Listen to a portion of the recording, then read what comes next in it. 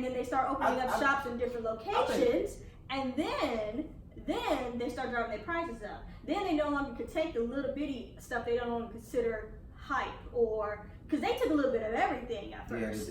Yeah, now they're hype driven, whether it's clothes, gear, shoes, bags, whatever. So now they're no longer in that mom and pop strategy. So is it safe to say that it's not necessarily the mom and pop that's ruining the game, or may ruin the game, but it's the hype that may ruin the game? It's not. I think it's a combination of both.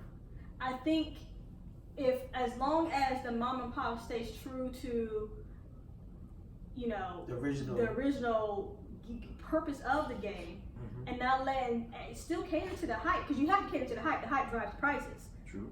But don't cater it to a point where you lose your vision, your true mission and vision of your original shop. It has to be a balance. There has to be a balance. I just want to say one thing, and we're going to switch topics real quick, because this is a great debate. I love what we're doing. One thing I would say is, it goes to who you as a person. If you have great customers, you have great customer service, and you keep that same model, and I give you the most prime example I can give you, Chick-fil-A. I don't know if you eat Chick-fil-A, you don't eat Chick-fil-A. If you eat it, the customer service at every Chick-fil-A is the same because of the model they install and who they hire and what they say. I've never had bad service at Chick-fil-A. It's not who they hire; it's their training module. Well, I'm just saying, however they got it to that point, that's how you sustain a business. See, that's what most people, like any business or brand, or especially because it's all retail commerce, I think they are the best example to go off of, because literally, like how you're saying, I've never had a bad, I'm not gonna say not bad experience at Chick-fil-A, but I've never had an experience that would make me say I'm never going to Chick-fil-A again. And that's wild. Because usually Chick-fil-A is so consistent in their optimal customer service that when you do have a bad day with them, you're willing to accept it.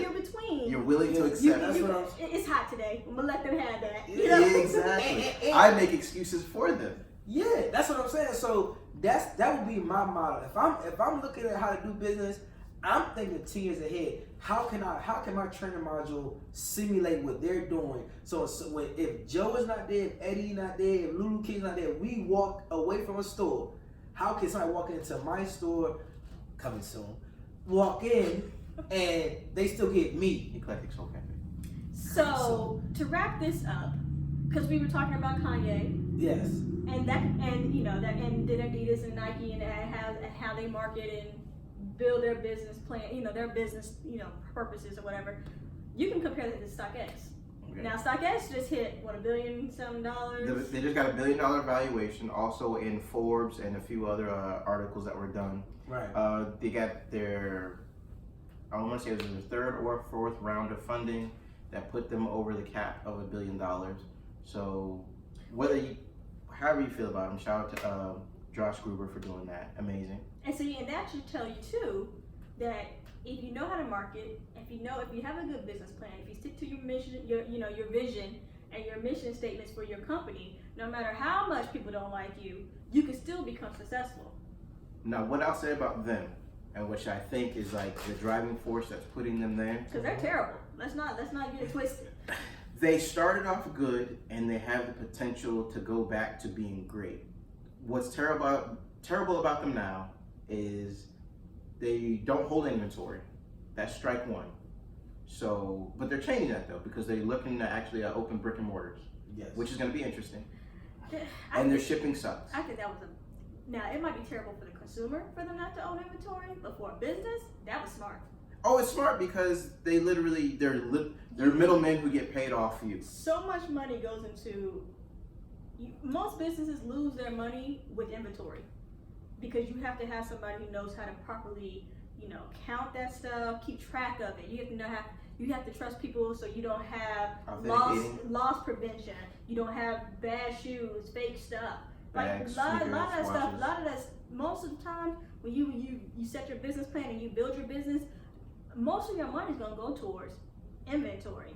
So the simple fact that they have gotten to $1 billion on the Forbes list and they haven't had any real inventory, that's crazy to me. It's amazing. I mean, because all they did was bring the world together, create an app. Boom. And that's what they did. Key word though, they But brought they brought- the world. They brought something to the but- table that nobody else was doing. 100% correct. But that's what I'm saying. They brought the world together in that way of saying, okay, on this app, whether you in Japan, China, California, Coming to China soon, not in China yet. But oh, well, like wherever you at in the world, you can hit this app, you can put your shoe up there, and you do it. And I give you credit for that because at first it was the stock market, like, oh, I'm just want to see what the price is, and then they start flooding. So I give them credit for that. But opening brick and mortar is not going to be good for them because the price is the price because it's not your shoe. it will for the shipping though, because all they're gonna do if they open brick and mortar, they're gonna be micro flight clubs everywhere because the prices are the prices. They don't drive the market prices. The consumers do, whether who's selling it, whether who's buying it. If they choose to buy the shoe for $400, StockX has nothing to do with it. If you choose to sell the shoe for $350 and someone buys it, again, StockX has nothing to do with it. All they get is their shipping fee and their transaction fee. I don't know if they should do multiple brick and mortars or if they should just have major processing centers. But they do But pop-ups see, right now. it's one of the same, and that's why I like it though, because every shoe that I've ever gotten from StockX, for some reason, it says that it was shipped from New York, but when I do the tracking, it's always come from Arizona or wherever. Right. The simple fact that now, let's say I buy something, me living in the DC region, if they pop up their stores in New York, I know my shipping time is cut in half. Or it should be. If it's coming from that store though. If it's coming, but You were hoping that if they're But smart enough how do to you know that it's coming from that store? if they're smart enough and if the product is not so rare that it can only come from two places, right. they should at least have the smarts and the algorithms, whatever they need to do to say, okay, this size, this person, he's located here. Let me pull from here instead of pulling from California. Let me cut his time in half. They should, but that's when your inventory personnel comes in. But with $1 billion valuation and that much money, that capital to actually make that happen, I don't see why it shouldn't. It should. That's what we have to wait to see. But that's Yeah, if they decide to put that revenue towards building. Their overhead is small though. You think about it. It's literally server space, the little processing center that they do. I mean, I think they it have also depends two. on how much they're paying their people. Like, I mean, if he's drawing a crazy salary or something like that, then of course. But I mean, I would just, if it's $1 billion, that could all be relative in what they want to do. Yeah. So that would just be up to them. But you got something to talk about. What school you going to, what you doing, and let the people know. So what I did, if any of you are familiar with Complex, big conglomerate, started by Mark Echo, started off clothes, ended up magazine, so on and so forth. What they did is they partnered up with FIT, Fashion Institute of New York, and they have what's called Sneaker Essentials Sneaker School.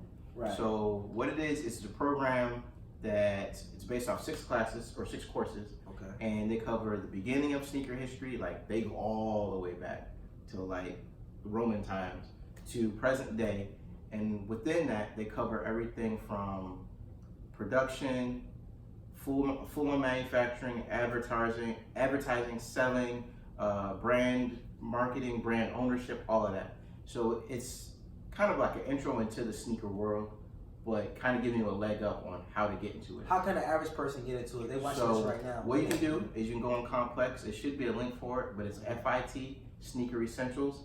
Hit the link, register for courses, and from there, once you get accepted, because it's like a little acceptance program, they ask you a couple questions like, what do you plan on doing with the information? What's your goal and purpose in the sneaker industry? Do you want to be a designer? Do you want to be a broadcaster? Do you want to work at Complex? Various questions, stuff like that, just to see where your head's at, see if you're a good fit for the program. And from there, sign up online. It sends you a link, and you start school. The classes are kind of on you, so it's not like a scheduled thing, but they have people to help you. You can actually talk to somebody 24/7 and just go through the courses, finish the program, and you get like a little certificate saying you completed, and it also helps you a placement within the industry once you're done. So that's real interesting, guys. You heard what he said. Do if you're interested, go do it, and that's something dope. Like I may look into it as well because knowing something that you need to do, knowing the history of something you trying to learn and you trying to get somewhere in the industry, whether it's design, advertisement, whether it's owning your own reselling store, anything of that nature. But another thing that we want to talk about, this MCA thing getting out of hand, man. It's getting out of hand. Literally, as we film this show, y'all ain't asked me if I want to do the sneaker school. Do you want to? Do you want to see school? No, I'll just Google like everybody else. Boom, there you go. There we go. You get the information from me. See? Simple. See, one person do it, and that way you just spread it out. You spread the information. That's like hustle. Yes. MCA recap. Today, as we speak and film this show, Yes. MCA sneakers app at Nike just released the Virgil Abloh Blue MCA. Literally about an hour ago. About an hour ago. I'm over it. Everybody's over it. If you were part of the first frenzy, you're over it because they played games at the museum. Yes. Complex Con, they played games. They literally had 4 pair on hand at Complex Con. See, they are her habitual disrespecters, and y'all let them do this to y'all. They ended up doing a sneaker stash at Complex Con, so only 4 people got to touch the shoe by the time it was over with. But the sneaker stash winners, they got to go pick up their shoe at various locations if they hit, and even then it was limited numbers. And Did today, anybody lose their life over this shoe? honestly, no. And as of right now, it has been fairly calm. There's a lot of upset people. A lot of canceled flights, a lot of flights that were taken. People took trips that they didn't plan on taking. A lot of people that packed up the car. A lot of people went to Chicago that never would have seen Chicago. If it wasn't for it. But outside of But that, this shoe only dropped in Chicago today. That's another thing. Location based. everything with this shoe has been location based. Only Chicago for the museum, clearly. Complex Con was in Chicago, so you had to be again in Chicago. And today the sneaker stash or a sneaker app release, also in Chicago. So the shoe is amazing to me, but it's art based, and that's the way I look at it. I look at it as a wearable sculpture piece. So for the greater large though, it's literally just a blue Air Force One. Virgil himself even joked about, if you don't get the shoe, go to your local Home Depot, something along the lines, dip it in paint and make your own, whatever. Yeah. I found it very That's kind of disrespectful. what's the word? Shade. Shady. He was very patronizing. That's the word. I feel like he was patronizing. But he know everybody out get the shoe. Of course. And he also know that some people gonna resell it. But Very much so. you can't hold a whole museum hostage to a certain degree. But he did. He did. You know what I'm saying? Hold a whole museum hostage and say, I got this shoe, don't resell it. He did. Literally. Like that's literally what he did. like what? So he gave the staff, if all of you don't know, I'm not sure if we covered it last episode or if we even were in it. He gave the whole staff, the working staff of the museum, the shoe, told them to wear it, told them they had to wear it for the duration of the museum. They couldn't resell it, couldn't get rid of it, had to wear it. If they did, it was going to fire the whole XYZ. Told people, now here's where it got tricky. Nike never told people that it was going to be released at the MCA, but it was heavily implied. Same thing with MCA. They heavily implied that the shoe was going to be there, and you had to come to the opening week to see the shoe and all this other good stuff. And once everybody was there, everybody did everything they thought they were supposed to do, no shoe. So it was a giant cash grab for Virgil and his store, because he had a pop-up shop in the museum. There's several pop-up shops. Several pop-up shops in the museum, still going on to this day, and actually doesn't end until September 22nd. And the MCA, people who had never thought about going to the museum, they had so much foot traffic, is ridiculous. Takashi Murakami had an exhibit. They said that even then they hadn't seen that much traffic, that they saw this one and they saw that one. And I mean, it gets debatable, but from an actual artist to an up-and-coming artist, that's unheard of.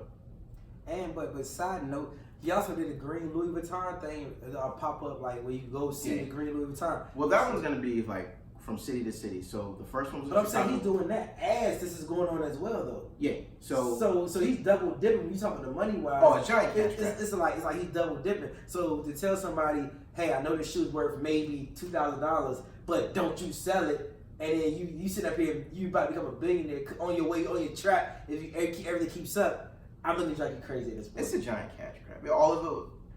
I mean, the whole setup was a giant cash grab. They hyped people knowing. I mean, it's sneakers and it's Virgil.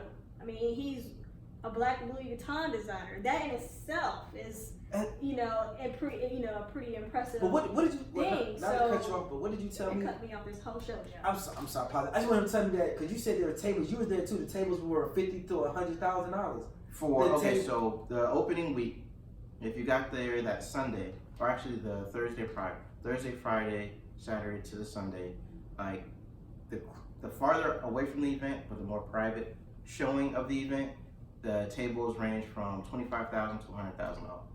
But that was just like the pre show. That's where Virgil was there. He had artists and they actually talked about everything. That's And people paid it, but you got to remember though, the art community, this is nothing to them. They're either going to spend it on a painting, on a piece, or on a dinner somewhere. You know what I mean? That's not like outrageous. Fundraiser. Yeah, that wasn't. A gala. Yeah. That wasn't so outrageous to me. What was outrageous was the membership to the MCA. They pushed it so hard, and that's $85. So again, you had people out of state who had no intention of ever setting foot in Chicago come just for that. Then you had their own merch. They sold that. Then you had Virgil's merch. They sold that. And then it was a cash grab. Again, like with the hope of something. I was trying to say before Joe interrupted me. Jeez. No, I'm just kidding. Yeah, it was a big. They gave the impression that this stuff was gonna drop because sneakers pull art community people. Mm-hmm. They pull hipsters, hippies, us, them. They pull everybody. Sneakers pull everybody. It's a universal thing. It's a universal language. Mm-hmm. So for you to say that this very exclusive designer shoe was going to drop, to put that in the atmosphere, it drew the crowds from all over the world, not just literally all over the world, and they kept that on a bait. Yeah. And they fished it and they To hooked it this day. so that people can come and buy. Because once they get there, they spend their money on all kinds of other merch. Once they find out the shoes weren't going to drop, then all the money that they had saved up to get the sneaker, they bought on other Virgil stuff, Shirts were $150. MCA stuff. Sweaters started at $500. He did a collaboration with Futura, or I guess you could say Futura did a collaboration with him. The vinyls, they were $350. The largest piece was I want to say it's maybe brass. We'll post a picture of it of Futura's figure. That one was $30,000. I was actually there the opening week, and it sold out the same day that it was debuted. So I mean, again, it's not necessarily about the money for the consumer, but for Virgil and the MCA In the city of Chicago. and the city of Chicago, it was good. It was something very positive happened, but it was very misleading. And again, for them, it was a big cash grab. All I'm saying is all that money ain't going back to where she goes to the city of Chicago anyway. Oh no, of course not. So it's good, but people came to the right side of town to get an artist shoe, which resell for $2,000, and all of that's not going to. I will say though, he did, and if you guys follow Nike Sneakers app, he did open up a center, and I don't know if it was him collaboration with his brand, Off-White, Louis Vuitton, or what, but they did actually open up a youth center to like get the youth and like the inner city youth, like at-risk youth, together so they can learn about design, fashion, art, things like that. He did open that, and Nike Lab, which is literally around the corner. It was a pop-up shop that they opened up just for the event. If you came in, you donated shoes. What they were doing was literally, I'll post a video, they could chop up the shoes in front of you, and you got like a little special reward for doing it. And it's gonna be used to like create basketball courts and things like that for the inner city youth and things like that. So he did some things that were help, and he did some community projects, but again, at the greater scale of it, it was crazy. Can't That's be mad at crazy. the hustle though. Oh, not mad at us at all. And again, from up and coming, like aspiring black designer like myself, or a brand owner like myself who's trying to get to that space, crazy inspirational. Because again, you got to remember where he came from. Oh no, He's from there. Yeah. To see where he's from and what he's done, on top of the Louis Vuitton pop-up that was there, the fact that he's the head designer, head menswear designer for Louis, like just to see it, amazing. So if you were there just to experience, Is he the first black yes. male Louis Vuitton? Yeah. Only thing I would say about that, I would hope that sometimes they can lower the prices for people who really love him for what he does, so that way he can. He did talk about. Like I said, I'm not saying that they are. I'm just saying that there are people that are aspiring designers don't want to resell the stuff. That really love to have a piece of what he does, but may not be able to afford it. So what do you do to those? That's just pose the question I'm posing. I'm not saying I'm not knocking the hustle. No. What I'm saying this is just from an idea from a business standpoint. When you calculate your future sales and you do your graphs and your charts to derive how much money you're gonna get, your proceeds to give, then use that time to set some aside for specifically that purpose. Because like he says, a lot of people that he's inspiring, but like for me, I like call stuff. Or I you like can do a charity drive. Sorry, I just thought of that. You can do a Yeah, charity no, drive. that's And then good. you have that way. You still get the same, amount of money that you put into it for people, and you use it as a fundraising opportunity. And if you have a nonprofit side of your business, you do that charity, that fundraising. It goes to the cause, to the people who grew up with you or who grew up in your area that want a piece of that, heritage or legacy. And then you use that nonprofit side of it to help fundraise and put towards that charity, and then you can write it off on your taxes. I 100% agree with you. I'm just saying, because a lot of people do want a piece of it, and they might not be able to afford it, for whatever reason, but they might like, this is really dope, but inspiration. So, another thing I get to, they shut down New York. If you're asking who, Arizona. Iced tea. 99 cents. The shoes are cool. I think if they knew what was going to happen. This is pure marketing. Who did this? Arizona. I know, but what sneaker was it? Adidas. But I will say this. I don't think it mattered. You could call me crazy, but it could have been a Payless shoe. Shout out to Payless. I know they went bankrupt and all this stuff, but hopefully they can rebound or something. But any shoe. Hey, let's bring back LA Gears. Maybe you'll come back. LA Gears is still rocking. I mean, sell the LA Oh, Gears. sell it. We'll see. But any shoe for 99 cents and attached a drop of hype to it, I felt was going to be chaos. It didn't even have to be in a hype area. I felt if you could have been in the middle of America and you said, I have Adidas for 99 cents, regardless of what they look like, I think people were going to go crazy. No. Because we see people go crazy for iPhones. I doubt We've seen people go crazy for... You know why I say that? Because there's Adidas sitting in Marshalls right now for $9.99. And ain't But nobody going crazy. It's something about knowing you can buy something that's going to last for a little bit for $1. There's stuff, all kinds of stuff at Dollar Tree for 99 cents. And look at Dollar Tree. And they don't always be... It's like Iraq in there. When you go in there, there's stuff everywhere. It's bombed and depleted. It is not. It's bombed and depleted every day. I think that somewhat that could be true, but they pulled up in an Arizona truck in the middle of one of the hottest spots in New York.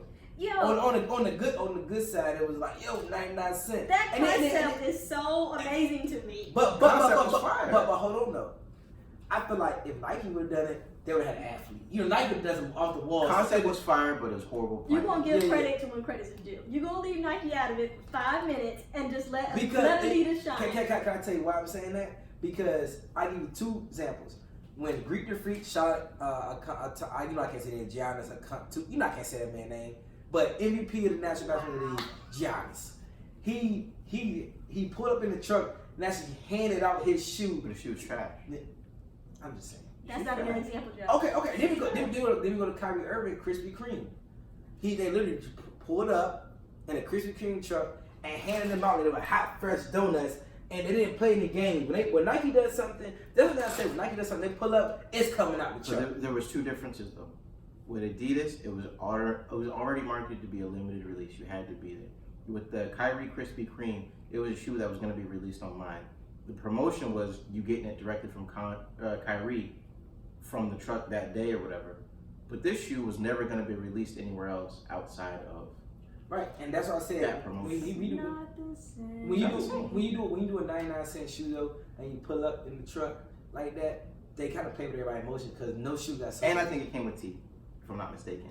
No shoe got sold? I don't think no shoe. They said that he had to shut it down. It was a few. It was like maybe 5 pairs. Yeah, maybe 5. Because they had to shut it down. I think the only mistake, the only caveat to that is if you know you're going to do something like that, your security and it should have been a planned location where they could have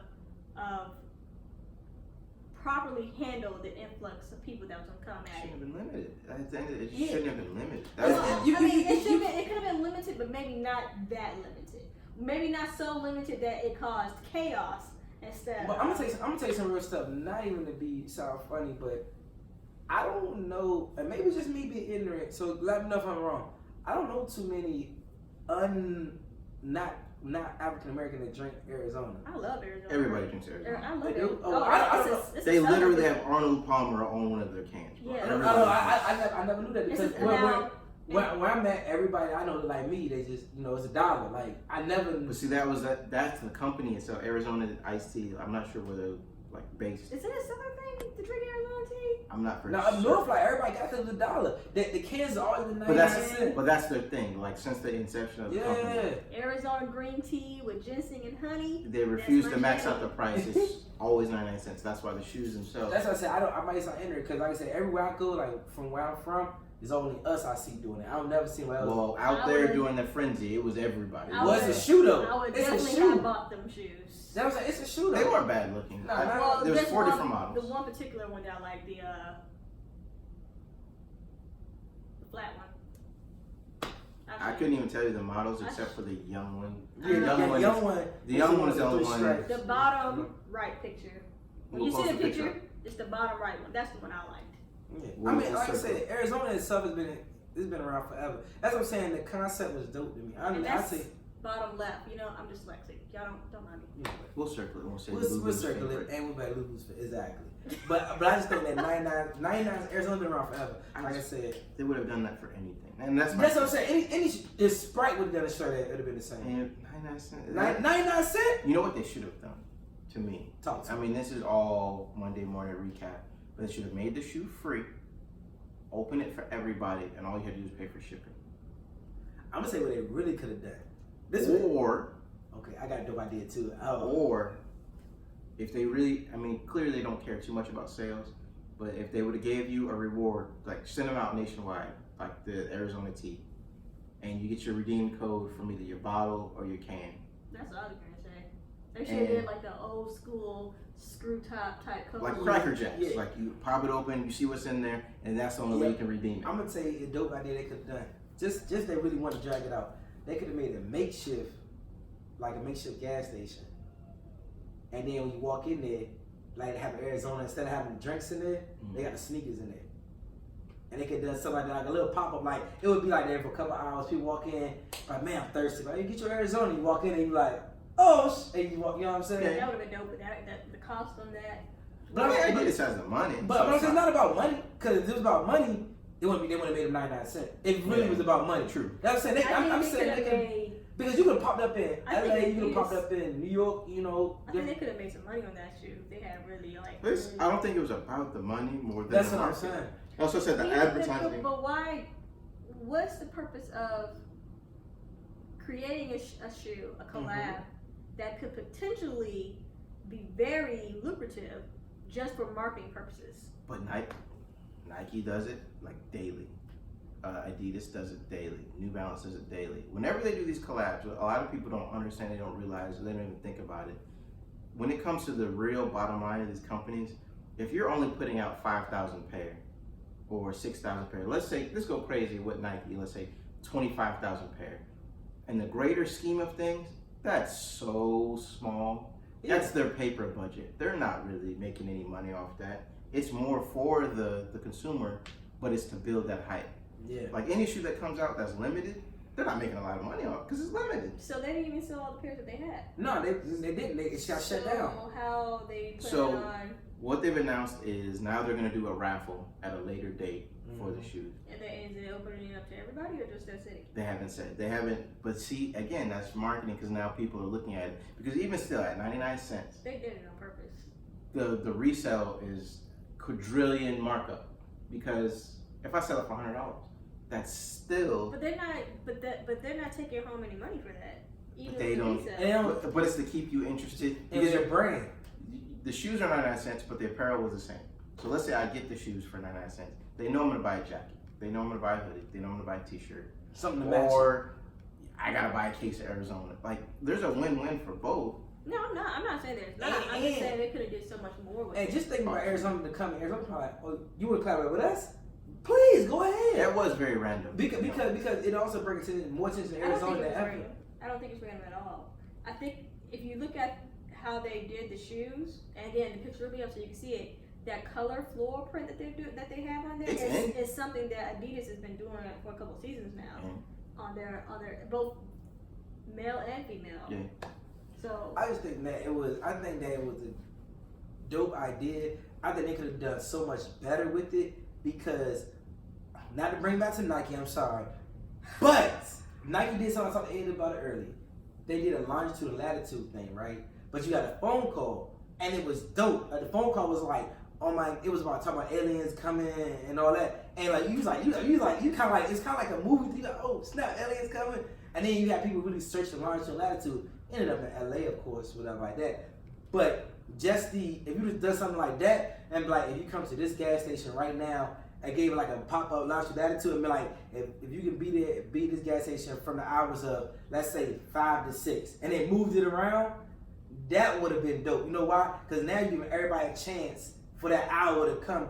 And if you on it, you on it. If you miss it, you miss it. But that would have gave people a chance to come in, That's like Pokemon sneakers. But it would have been, Shout out to Pokemon Go. I still play.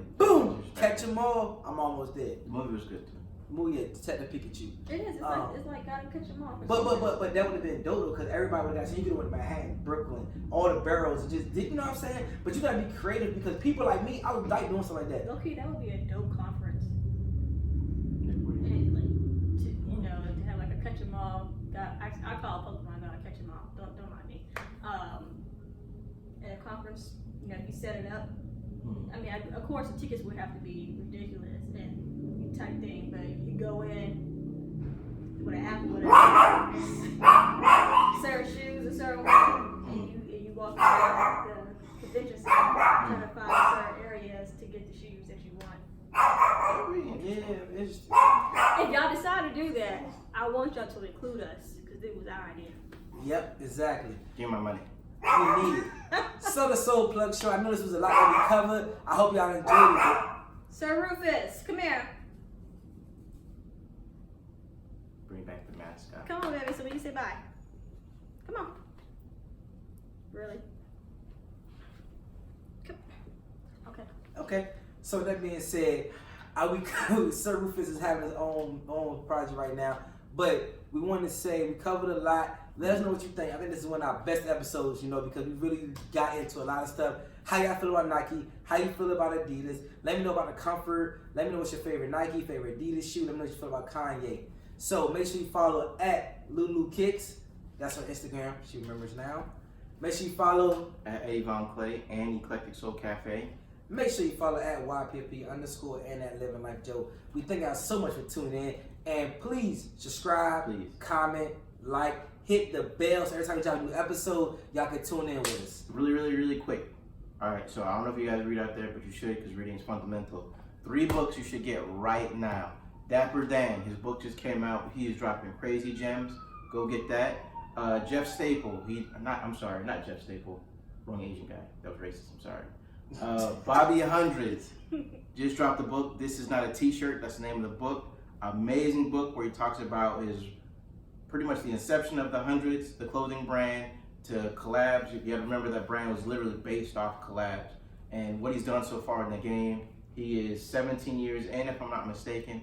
Amazing, check that out. And the latest and greatest, Virgil Abloh Figures of Speech. It's 2 things. It's an actual book describing his whole career from beginning to current.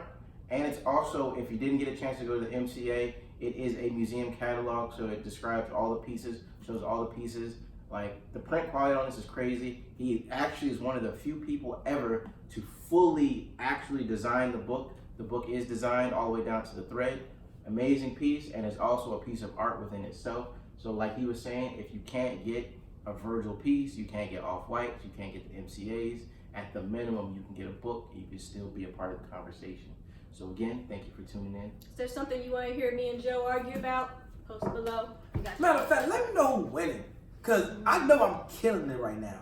Y'all let me know off Bucks, Lulu Kicks. And on top of that, we still open to guests coming, by the way. We won't put that out there. If you want to battle with us and you think you know more than us, let us know. You probably do know a lot more than us. I don't know nothing about nothing. We don't know. Come to the show so we can hash it out, talk about it, talk sneakers, art, books, fashion, politics, whatever you got. We're looking forward to it. Thank you. This has been the Soul Plug Show. Peace. Soul Plug.